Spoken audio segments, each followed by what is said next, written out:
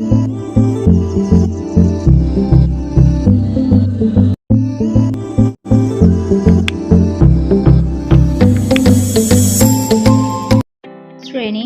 অষ্টম বিষয় বিজ্ঞান পাঠ নং 3 পাঠৰ নাম সাংশ্লেষিক আঁহ আৰু প্লাষ্টিক পাঠভিত্তিক প্ৰশ্নাৱলীৰ উত্তৰসমূহ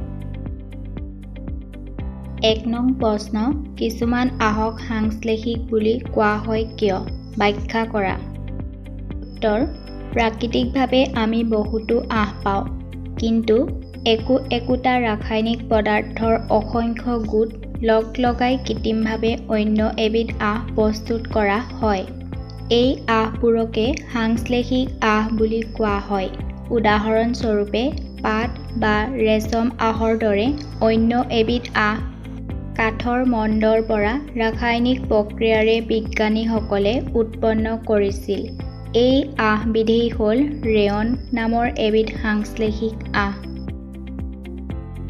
2 নং প্ৰশ্ন শুদ্ধ উত্তৰটো বাছি উলিওৱা সাংশ্লেষিক আঁহসমূহৰ পৰা ৰেয়ন বেলেগ কিয়নো ক ইয়াৰ এটা ৰেচম সদৃশ ৰূপ আছে খ ইয়াক কাঠৰ মণ্ডৰ পৰা পোৱা যায় গ প্ৰাকৃতিক আঁহবোৰৰ দৰে ইয়াৰ আঁহবোৰ বব পাৰি উত্তৰ খ ইয়াক কাঠৰ মণ্ডৰ পৰা পোৱা যায়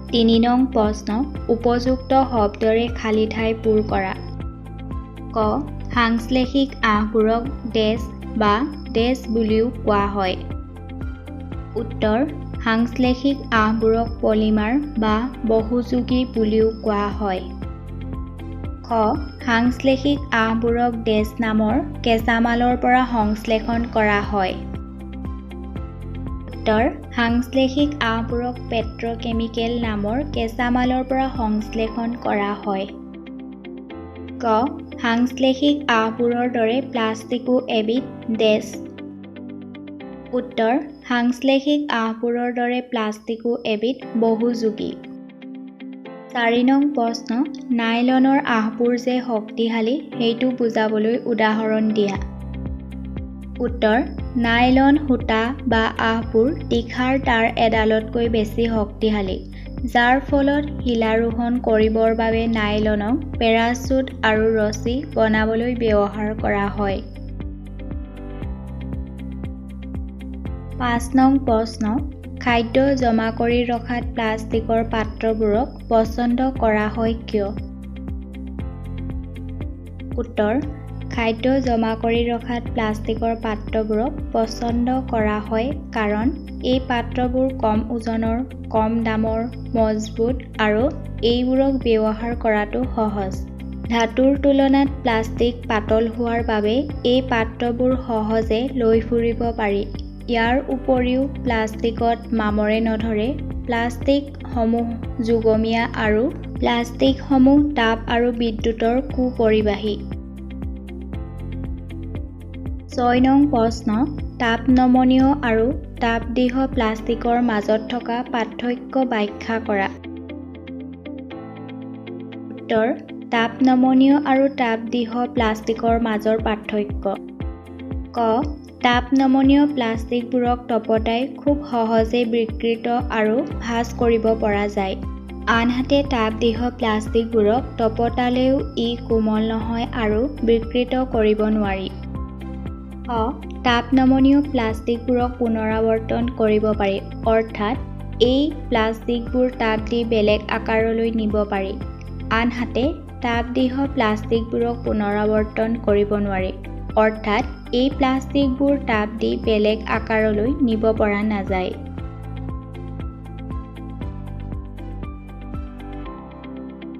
7 নং প্ৰশ্ন তলত দিয়াবোৰ কিয় তাপদিহ প্লাষ্টিকেৰে বনোৱা হয় ব্যাখ্যা কৰা ক চচপেনৰ নাল খ বিদ্যুতৰ প্লাগ সুইচ প্লাগবোৰ্ড উত্তৰ ক চচপেনৰ নাল তাপদিহ প্লাষ্টিকেৰে বনোৱা হয় কাৰণ অন্য প্লাষ্টিকতকৈ তাপদিহ প্লাষ্টিকে অধিক পৰিমাণৰ তাপ সহ্য কৰিব পাৰে যাৰ বাবে চচপেন বহুত গৰম হ'লেও নালটো ধৰিব পৰা হৈ থাকে।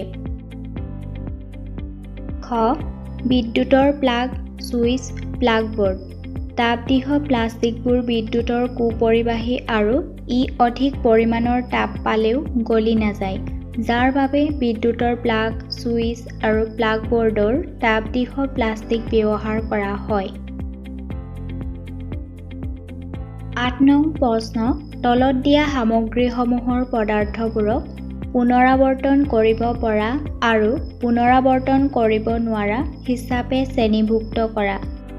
টেলিফোনৰ সা-সৰঞ্জাম, প্লাষ্টিকৰ খেলনা, কুকাৰৰ নাল, কেৰিবেগ, বল পইণ্ট পেন, প্লাষ্টিকৰ বাটি, বৈদ্যুতিক তাঁৰৰ প্লাষ্টিক আৱৰণ, প্লাষ্টিকৰ চকী, বৈদ্যুতিক ছুইচ।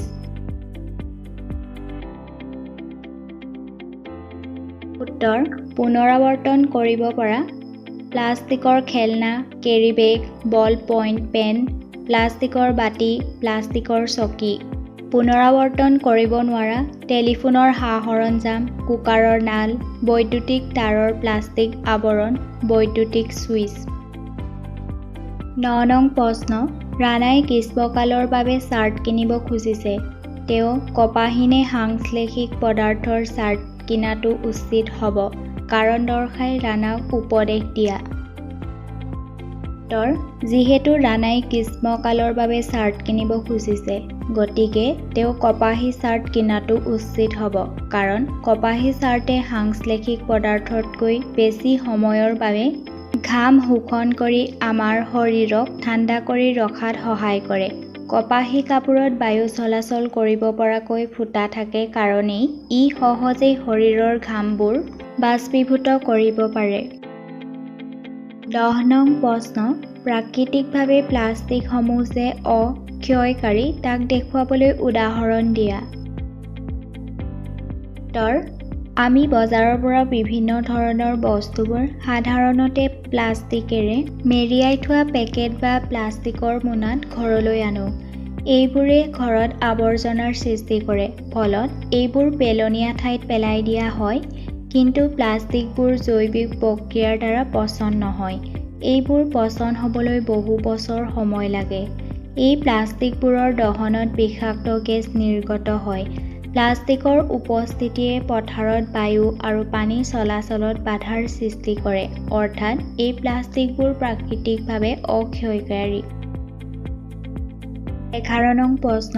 টুথব্ৰাছ এডালৰ নাল আৰু নোমবোৰ একে পদাৰ্থৰে তৈয়াৰ কৰাটো উচিত নে? ব্যাখ্যা কৰা।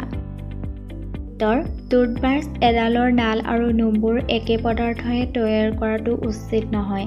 কাৰণ টুথব্ৰাছৰ নোমবোৰ নালডালতকৈ কোমল হ'ব লাগে যাতে দাঁতৰ আলু দুখ পোৱা নাযায়। কিন্তু নালডাল কিছু পৰিমাণে টান হ'ব লাগে যাতে ই ভাঙি নাযায়। সেয়ে টুথব্ৰাছৰ নাল আৰু নোমবোৰ বেলেগ বেলেগ পদাৰ্থৰে বনোৱা হয়। ১২ নং প্ৰশ্ন। পৰাপক্ষত প্লাষ্টিক এৰাই চলিবা। এই পৰামৰ্শৰ ওপৰত মতামত দিয়া। উত্তৰ: প্লাষ্টিকবোৰ পৰিৱেশ হিতৈষী নহয়। ই পৰিৱেশৰ প্ৰদূষণ ঘটায়। প্লাষ্টিকবোৰ সম্পূৰ্ণৰূপে দাহিত নহয়। ইয়াৰ দহনৰ ফলত বিষাক্ত গেছ নিৰ্গত হয় আৰু ই বায়ুমণ্ডল দূষিত কৰে। প্লাষ্টিকবোৰৰ পচন নহয়, ফলত ই বায়ু আৰু পানী চলাচলত বাধাৰ সৃষ্টি কৰে। গতিকে আমি পৰাপক্ষত প্লাষ্টিকৰ ব্যৱহাৰ এৰাই চলিব লাগে। ১৩ নং প্ৰশ্ন। এ স্তম্ভত দিয়া শব্দবোৰক বি স্তম্ভত দিয়া খণ্ড বাক্যৰ লগত শুদ্ধকৈ মিলোৱা। A. ১. Polyester ২. Teflon ৩. Rayon ৪. Nylon. B. A. কাঠৰ মণ্ড ব্যৱহাৰ কৰি প্ৰস্তুত কৰা হয়। বি. পেৰাচুট আৰু মোজা বনাবলৈ ব্যৱহাৰ কৰা হয়। চি. কৰাল নলগা, লাগি নধৰা ৰন্ধন সা-সৰঞ্জাম বনাবলৈ ব্যৱহাৰ কৰা হয়। ডি. সহজে সুতুৰা নপৰা কাপোৰ।